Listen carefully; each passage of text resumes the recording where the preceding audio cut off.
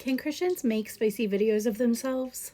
This one is sort of a complicated question. There's a lot of things to consider. Number one, why? Why are you wanting to do this? Is this a request that is coming from the husband and he is saying, well, I wouldn't have to use pornography if we could record each other and I can just, use pictures and videos of you?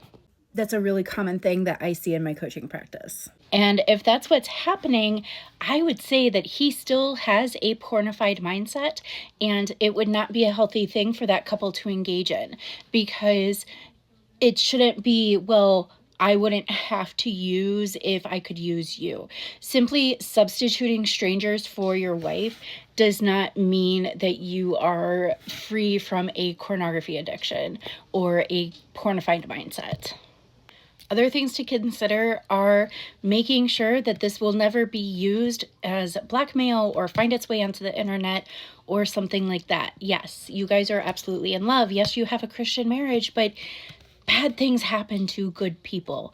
Things happen. I have seen couples around me get divorced and people just absolutely lose their minds.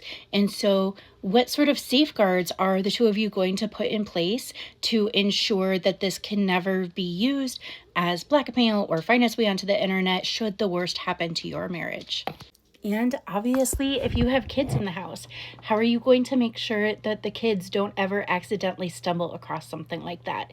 Especially if you have kids that are a little bit older and may just pick up your phone to listen to music or watch YouTube or something, and then they suddenly stumble across that in your photos album.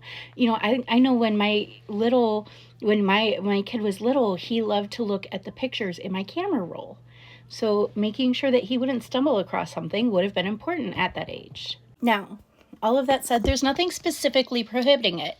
And I do think in healthy marriages that there are some couples who can gain a lot of enjoyment from making videos and watching their own videos together.